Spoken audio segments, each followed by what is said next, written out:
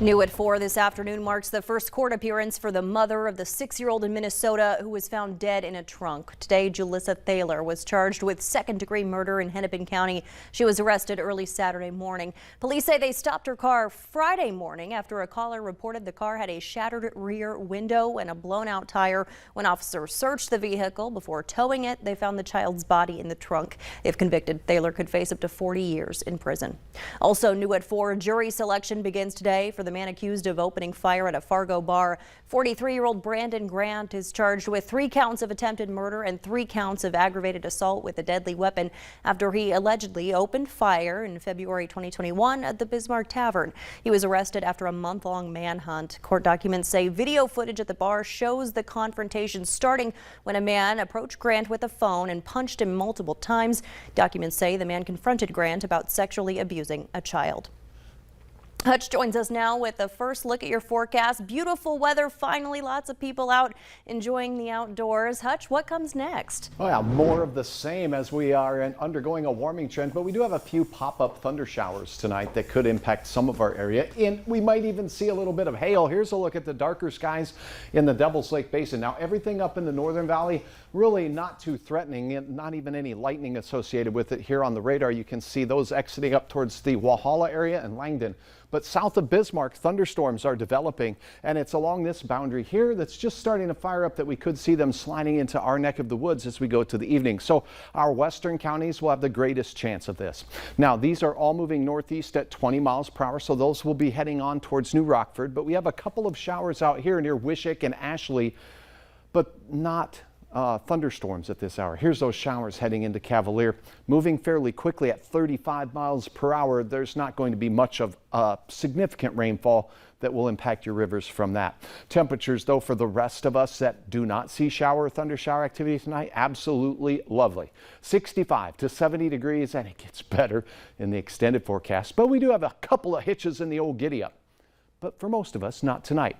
Minus an isolated thunderstorm with some potential for hail. We'll keep you posted on that. Temperatures slipping and sliding into the 50s. I'll have details in your hour-by-hour forecast and what you can expect as we undergo a nice warming trend here, Stacy, in a moment. All right. Thanks, Hutch. Yeah. One man is behind bars and officials are searching for other suspects following a reported burglary. It happened Saturday at an outbuilding along Highway 89 near Grigla. Officials say the door to the outbuilding was forced open, setting off an alarm system. When the property owner went to check it out, officials say the suspects ran off. A short time later, deputies were patrolling the area and found 48-year-old Sean Martin of Red Lake walking along the road. While questioning him, they learned he was one of the men involved in the burglary. Deputies arrested Martin and booked him into the Beltrami County Jail. Minnesota Governor Tim Walz says he's open to calling a special session after the divided legislature blew a midnight deadline for passing a package of tax cuts and new spending. Today, he plans to meet with Republican Senate Majority Leader Jeremy Miller and Democratic House Speaker Melissa Hortman. Hortman says she'd like the governor to call the special session for this week, but Miller says he's undecided, saying he's happy to listen, but the deadline has passed. The national average price of gas went up 11 cents from a week ago. That's making this the 5th straight week of rising prices. According to Gas Buddy, the national average is at $4.57 a gallon, which is up 45 cents from a month ago and $1.55 per gallon higher than last year. In North Dakota, AAA says the average price is $4.17 a gallon. The national average price of diesel, though, fell slightly. That stands at $5.53. There are also fewer U.S. diesel refineries after years of closures to address a supply shortage. Experts say the prices will be at their highest Memorial Day level ever. Americans' financial health reached its highest level in nearly a decade last year. That's according to the Federal Reserve. Spurred by a strong job market and government support payments, almost 8 in 10 adults said last fall they were either doing okay or living comfortably, but that all changed quickly. That survey took place before the Omicron wave of COVID, the Ukraine conflict, and surging inflation. Nearly 7 in 10 people said they could pay an unexpected expense of $400 with cash. 3/4 of people with children reported a sharp increase in financial well-being, likely due to the child tax credit and schools reopening. That's according to federal officials.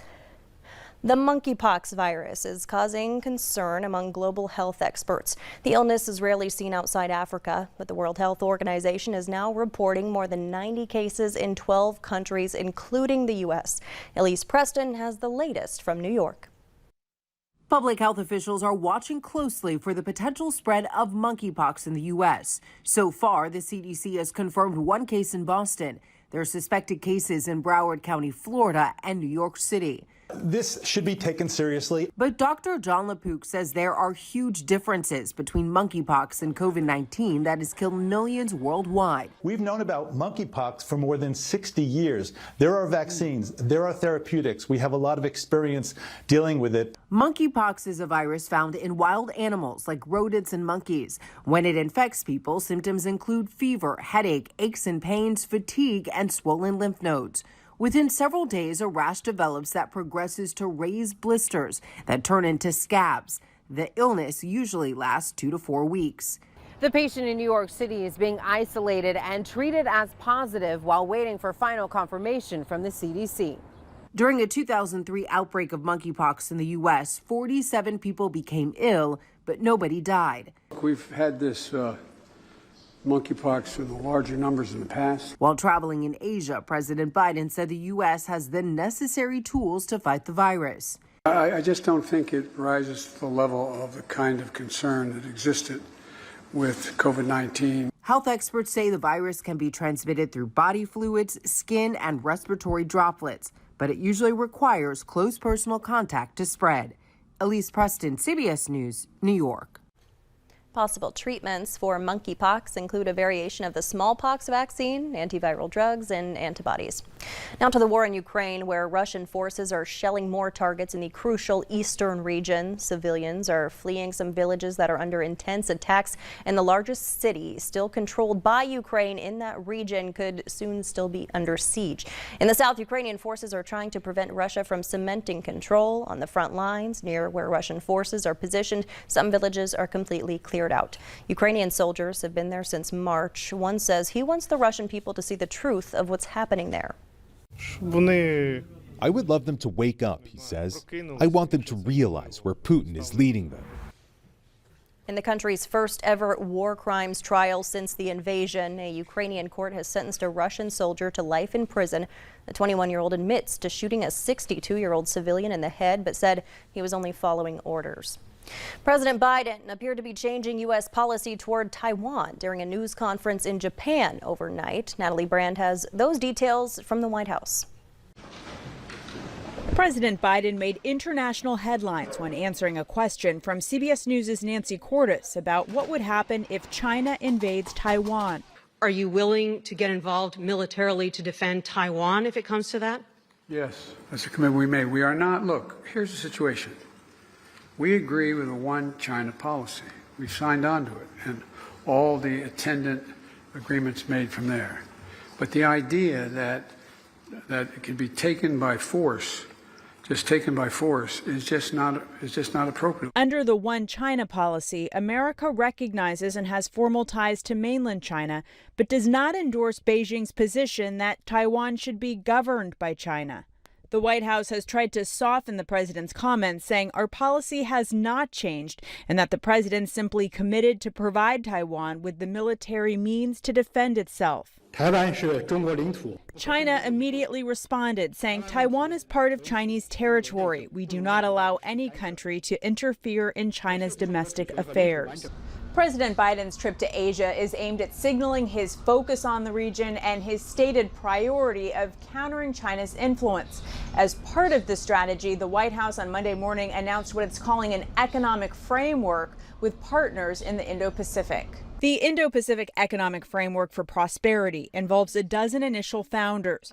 The administration says the goal is to promote trade and address issues such as climate change, supply chain resilience, and digital trade. And it's clear there'll be a lot of hard work ahead of us to forge consensus on each of the framework pillars.